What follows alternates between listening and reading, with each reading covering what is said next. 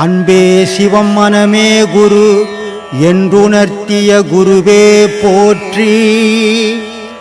எனக்குள் இறைவனை உணர வைத்த குருவே போற்றி. நீ தான் உன்னை பார்த்து தான் கோயில் பேட்டன் நீ தான்பா. அதுதானே சொன்னான், ஊனுடல் ஒரு பெருங்கோயில் உள்ளம் ஒரு ஆலயம் கள்ள புனல் நீக்கி கருத்தோடு இருப்போருக்கு தெல்ல தெளிவான பரஞ்சோதி தோன்றும். வாயே வாசப்படி தலையே கோபுரம் பண்ணான். புரிஞ்சுதா? நீ தான் கடவுள், நீ தான் கோயில், நீ தான் எல்லாமே. ஆனால் அதை தெரிஞ்சுக்கிற வரைக்கும் தெரியாது. தெரிஞ்சுக்கினா தான் தெரியும். இப்போ நான் எந்த கோயிலையும் போய் சாமி கும்பிட போகிறதில்ல. ஏன்னா சாமி எனக்குள்ளே இல்லைன்னா நான் இருக்க மாட்டேன். சாமி எனக்குள்ளே இருக்கிற வரைக்கும் நான் இருப்பேன். அப்புறம் நான் போய் இன்னொரு சாமி ஏன் கும்பிட்டு போனோம்? அதனால் நான் என்னையே கும்பிட்டுன்னு உட்காந்துங்கிறேன், என்னையே தேடிங்கிறேன் நான். அதனால் என்னை தேடும் போது தான் உண்மை தெரியும். கோயிலில் போனீங்கன்னா சிலைங்களை தான் பார்க்கலாம், உண்மை தெரியாது.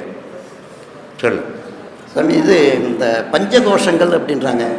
பஞ்சகோஷங்கள், அன்னமய கோஷம், மனோமய கோஷம், சக்திமய கோஷம், விஞ்ஞானமய கோஷம், ஆனந்தமய கோஷம். ஆமாம், எல்லாம் இந்த உடலில் தான் இருக்குது. சோறு இல்லைன்னா அன்னமய கோஷன்றது மேலே இருக்கிற உடல் நிற்காது.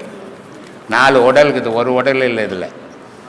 ஆனால் நமக்கு தோற்றத்தில் ஒரு உடல் நினச்சின்னுப்போம். ஸ்தூல உடல், சூட்சும உடல், காரண உடல், காரிய உடல், 4 உடல் சேர்ந்தது தான் இந்த உடல்.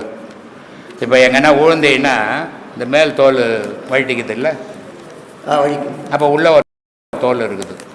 இந்த தோலில் என்ன பட்டால் எரியல, அந்த தோலில் என்ன பட்டால் எரியுது. அப்போ அது நெருப்பு உடல். இது மாதிரி எல்லாம் அதுலேயே இருக்குது. சொல்லு. இன்னொரு இது, இந்த நிலம், நீர், காற்று, நெருப்பு, ஆகாயம், இது வந்து நம்ம வள்ளலாருடைய கிளாஸ் வந்து நான் ஒரு 10 வருஷத்துக்கு முன்னாடி வள்ளலாறு வகுப்புக்கு போயிருந்தேன். வள்ளலாறு வகுப்பு நடத்துனாங்க, அது போயிருந்தேன். சரி.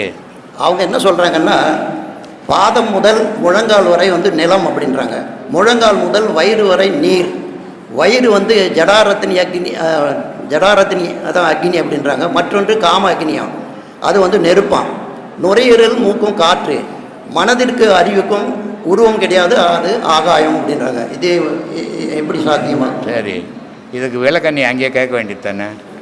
அங்கே அவங்க நிறைய இருந்தாங்க. இதெல்லாம் படிக்கிறேன், அப்புறம் விளக்குறேன். வள்ளலார் சொன்னார்னா அவர் தன்னை ஆராய்ஞ்சாரு, அவர் சொன்னார்.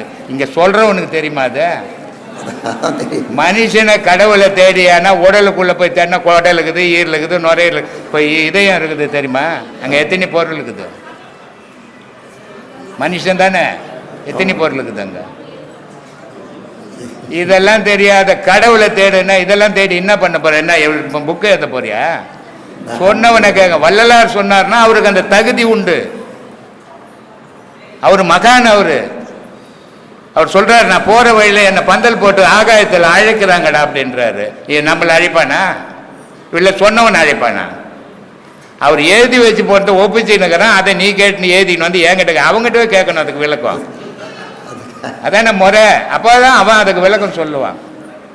எல்லாம் அமைஞ்சதான் ஒரு உடல். இல்லை காமம் இல்லைன்னா நீ வீட்டில் சேர்க்க மாட்டாங்க, உன்னை கல்யாணமே பண்ணிருக்க மாட்டாங்க. பண்ணுவாங்கள்ல? அப்போ அது ஓணும். பார்வை வேணும், ஆகாயம் காது ஓணும், கண்ணு நெருப்பு, ஆகாயம் காது, வாய் நீர், மூக்கு காற்று, மண்ணு உடல். இப்படி 5 பஞ்சபூதம் நிறைஞ்சத்தான் இந்த உடல். கடவுளை தேடு, கற்பனையில் தெரியாதுங்க. இதெல்லாம் அவர் மகான் வள்ளலாருக்கு பொருந்தோம், சொன்னவனுக்கு பொருந்தமா? தெரியாது. இது நீங்கள் வந்து இந்த மனம் வந்து சிதற விடக்கூடாது. சிதற விட்டுட்டீங்கன்னா திருப்பி சேராது. இப்படியே பேசிக்கின்னு போகலாம், கேட்டுக்கின்னு போகலாம். ஆனால் உன்னை தேட மாட்டேன். நீ உன்னை தேடு, எல்லா உண்மையும் தெரியும். அதை விட்டுட்டு இந்த உலகத்தை தேடினா ஒன்றும் தெரிய மாட்டேன். உலகம் இருக்கும், நீ இருக்க மாட்டேன். அது வேற வயசாக ஆகிப்போச்சு. என்ன மாதிரி இப்போ அப்போன்னு டிக்கெட் போட்டுனுப்பாங்க. அதனால இருக்கிற காலம் குறை காலத்துக்குள்ள உன்னை தேடு. நான் என்ன தேடிக்கின்னு இருக்கிறேன். ஏன்னா 2 பேரும் ஒன்னா போயிடலாம், 2 பேருக்கு ஒன்னா தான் இருக்கிறோம். சீக்கிரமா போறதுக்கு தான் நினைக்கிறோம். வேற என்ன பண்றதுப்பா? இனிமேல் ஒன்றும் பண்ண முடியாது. அதனால இருக்கிற குறை காலத்தில் நான் யார், நான் எதுக்கு பிறந்தேன், எதுக்கு வளர்ந்தேன், நான் என்ன செய்ய வந்தேன், என்ன செய்துன்னுக்கிறேன், இதை யோசி. அதை விட்டுட்டு 74 வயசில் போய் என் உடலில் காமங்குதா, என் உடலில் நீருக்குதா, என் உடலில் நெருப்புக்குதானே என்ன பண்ண போகிறேன்? இல்லைன்னா எத்தை வாங்கி வச்சுக்க முடியும்? இல்லை எங்கன்னா விற்குதா? இந்த மாதிரி கற்பனை கடவுள் வழிபாடுக்கு போவாத. முதல்ல நிஜத்தை தேடு. நிஜம் தெரிஞ்சால் எல்லாமே தெரிய ஆரம்பிக்கும். அது உங்கள் வாயால் கேட்டால் கொஞ்சம் நல்லா இருக்குது, மனசுக்கு திருப்தியாக இருக்குது. உங்களுக்கு நீங்கள் சொல்கிற பதில் இல்லை, அதனால தான் உங்ககிட்ட கேட்டேன். என்கிட்ட கேட்குறது தப்பு இல்லைப்பா. எவனோ சொன்னதெல்லாம் நான் சொல்லக்கூடாது, சொல்லணும்னு எனக்கு அவசியம் கிடையாது. இப்போ ஒருத்தர் சொல்கிறான்னா அவங்ககிட்ட இதுக்கு என்னப்பா விலகம், இதெல்லாம் என்ன நான் கொஞ்சம் எழுதி கொடுப்பான்னு கேளு, தப்பு இல்லை, எழுதி தருவான். ஒரு 1000 ரூபாய் அப்படி கொடுத்து என்ன சைடில் எழுதி கொடுத்துருவோம். சொன்னதுலேருந்து எனக்கு ஒரு இது ஐயா, இப்போ அங்கே போய் ஐயாவை பார்க்கணுன்னு சொல்கிறீங்க. ஐயாவே எங்குள்ளே இருக்கும்போது அங்கேயே ஐயா போய் பார்க்கணுங்க. எங்கே நினச்ச இடத்துல நான் வருவேன்னு ஐயா சொல்லிக்கிறாரு. நாங்கள் இப்போ எங்கள் உள்ளே இருக்கிறீங்கன்னு கேட்குறீங்க. நாங்கள் அங்கே எதுக்கு போனோம்? எப்பயுமே எங்கள் உள்ள இருக்கிறாரு, நாங்கள் எங்கள் உள்ளவே வணங்கிக்கிறோம். வேறு என்னையா வேணும் எங்களுக்கு? அதை விட சந்தோஷம் ஐயா. வெளி உலகமே தெரியாது ஐயா. நான் ஒருத்தி தான். நான் வந்து ஏலகிரி மலை ஓரம் கிராமத்துலேருந்து வரேன். என் கூட யாருமே வர்றதில்ல. 4 மணிக்கு எழுந்து அங்கேருந்து வண்டி வந்து நான் ஐயா கிட்ட வந்த பின்னாடி தான் வண்டி ஓட்டே கற்றுக்கினேன். அங்கேருந்து வந்து வண்டி எட்டு வந்து ஜோலார்பேட்டில் ஜங்ஷனில் போட்டு இங்கே 4:30 மணிக்கு 5 மணிக்கு ட்ரெயின் ஏறி நான் ஒண்டியே வரேன். ஐயா நான் வெளி உலகமே பார்த்ததில்லை.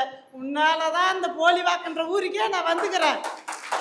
இப்போ சிறுபெரும்புதூர்ன்ற நான் அங்கே போய் நான் யாரை தேடுறது, நான் யாரை பிடிக்கிறது, நான் எப்படி இந்த இடத்த கண்டுபிடிக்கிறது அப்படின்ட்டு நினச்சின்னு 2 நாளைக்கு முன்னே நினச்சின்னு படுத்துன்னு இருந்தேன். ஆனால் விடிய காலம் எனக்கு ஒரு காலம் ஐயா சார் சரி பாடம் பண்ணிட்டு தூக்கம் வந்தால் சத்த நேரம் தூங்கி எழுங்குன்ட்டு எப்பவுமே தூங்க மாட்டேன். என் வேலை அப்படி. நான் வந்து குப்பார வேலைக்கு தான் போகிறேன். இதோட பெருமையில் ஃபஸ்ட்டு நான் வரும்போது இந்த வேலை செய்யணும், இங்கே வர்றதுக்கு நம்மளுக்கு தகுதியான்னு கூட நினச்சி நான் ரொம்ப நாள் கலங்கினதுண்டு. சரி அதுக்கு மேலே சொன்னால் ஒரு பேப்பர் பேர் 10,000 ரூபாய் கொடுத்துருங்க, நான் யாருமே பார்க்க மாட்டேன்னு ஐயா சொன்னதை தொட்டு அதுக்கு மேலே தான் நான் அந்த கோயிலுக்கே வந்தேன். வந்த பின்னாடி இப்போ வந்து சொல்லி அந்த மாதிரி நினச்சி நிற்கும்போது நான் வந்து பஸ் ஸ்டாண்டில் தனியாக நிற்கிறேன். ஆனால் ஐயா உருவம், ஐயா துணி, தலை முகம் மட்டும் எனக்கு தெரியல. தொண்டை ஐயா தொண்டை தான் கேட்குது. பஸ் ஸ்டாண்டில் நின்றுட்டு என் கனவுல நான் எப்படி போகிறதுன்னு தெரியலையே ஐயா, நான் என்ன பண்ணுறதுன்னு நான் நின்றுங்கிறேன். ஐயா வந்து என் கையை பிடிச்சி வா போகலான்னு இங்கே கூப்பிட்றாரு என்ன. 2 நாளைக்கு முன்னே கனவு. இப்போ நான் அங்கே ஒண்டியாக தான் வரேன். அங்கேருந்து ட்ரெயினில் நான் ஒண்டியாக தான் வரேன். ஆனால் இங்கே வந்து திருவள்ளூர் இறங்கினா தான் என் கூட ஒரு 4 பேர் தெரியும். மற்ற வரைக்கும் நான் அங்கேருந்து ஒண்டியாக தான் வரேன். அப்பயும் நினைக்குவேன் ஐயா எத்தனை நாளைக்கு இந்த 2 வருஷமும் நான் என்னை ஒண்டியே பயணம் பண்ண வைக்கிறேன். இன்னும் எங்கள் ஊரை யாராவது ஒரு ஆளை சேர்த்தனா நைட்டில் போகும்போது மதியம் போச்ச முடியாது 2 மணி ட்ரெயின். அதுக்கு போனால் எனக்கு 5:15 ஜோலார்பேட்டை, வீட்டுக்கு 6:15 போகிறேன். இந்த மாதிரி போகிறதுன்னு வீட்டில் யாரையும் வரதில்லை. ஆம்பளைங்க சொல்லிட்டு ஒரு மேலே திட்டுவாங்களான்னு ஒரு பையன். இருந்தாலும் அவரையும் கூப்பிட்டு வந்து 3 மாதம் காமிச்சிட்டேன். பாரு இங்கே நிலைமை இப்படி தான், நீயும் பாடம் வாங்கு, நம்ம 2 பேரும் வரலாம். அப்போ வந்தால் நம்ம எந்த நேரம் போனாலும் இப்போ பையன் இல்லை அப்படின்னா இல்லை நீ மட்டும் போ, நான் வரல, நீ மட்டும் போய் வாங்கிக்கோ அப்படின்னு சொல்லி எங்கள் வீட்டுக்காரர் வரல, நான் மட்டும்தான் வந்து பாடம் வாங்கி செஞ்சுன்னுக்கிற சாமி. இந்த மாதிரி எல்லாம் ரொம்ப சந்தோஷமா ஒன்றே வச்சு ஒன்றும் பண்ண முடியாது. வரேன் சாமி. ஆனால் அப்பா ஃபோன் பண்ணுறேன் சாமி, உங்களுக்கு பண்ணி நான் பேசுகிறேன், புதுக்கோட்டையிலேருந்து பேசுகிறேன்னு சொல்லுவேன். ஆனால் நீங்களும் எங்களுக்கு கூட பேசுகிறீங்க. ஐயா இதனால நேற்று ஒரு சம்பவம் நடந்து சொல்கிறேன் சாமி. காதை வந்து வெளியே விடக்கூடாது, மற்றவங்க பேசுனாங்க, மற்றவங்க கிட்ட எதுவும் போய் பேசக்கூடாது, மற்றவங்க பேசுகிறதையும் கேட்கக்கூடாது. நான் வீட்டுக்குள்ளேயே தான் இருக்கோம். ஐயாவது வீடியோவை தான் பார்த்துன்னு பீடு சுற்றுவேன். அந்த வேலைக்கு போய் வந்துட்டு 1 மணிக்கு போய் வந்துட்டு பீடு சுற்றுற வேலை தான் இருந்து பீடு சுற்றுவேன். பீடு சுற்றும்போது வீடியோ போட்டு தான் பார்க்குவோம். எப்பயுமே யார் சொல்கிறதையும் கேட்க மாட்டேன். கேட்டால் நம்ம திரும்ப சாயங்காலம் பாடம் பண்ணும்போது அவங்க பேசுகிறது தான் நம்மளுக்கு வரும்ன்ட்டு கேட்க மாட்டேன். ஆனால் பக்கத்தில் வந்து பேசியிருந்தாங்க. பக்கத்தில் ஒரு பொண்ணு, அவங்க வீட்டுக்காரருக்கு அவங்களுக்கும் பிரச்சனை.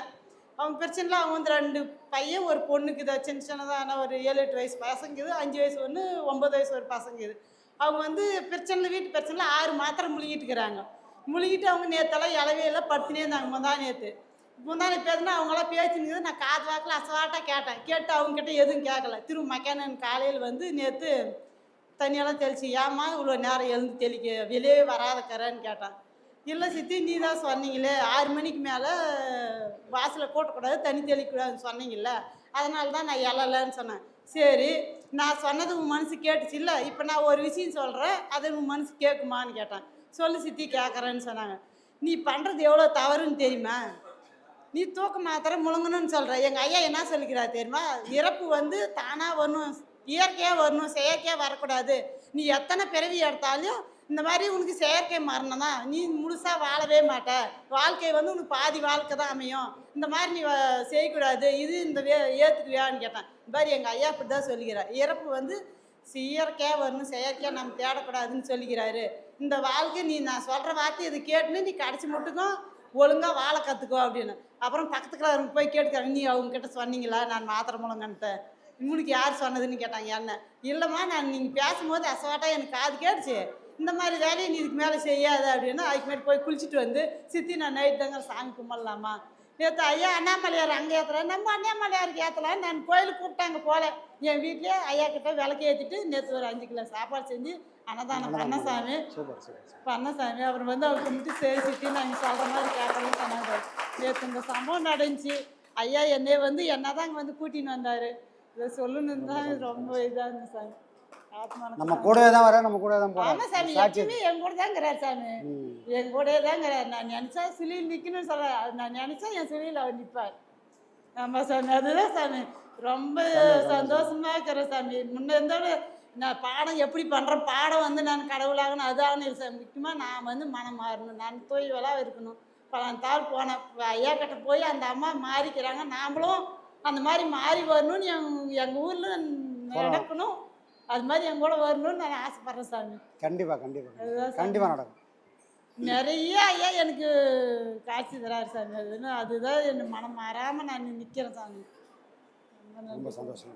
தவறாக பேசினா அருமையாக பேசிக்கிறீங்க, அருமையாக பேசிக்கிறீங்க. இதை விட வேற யாரும் என்ன கேட்க முடியும்?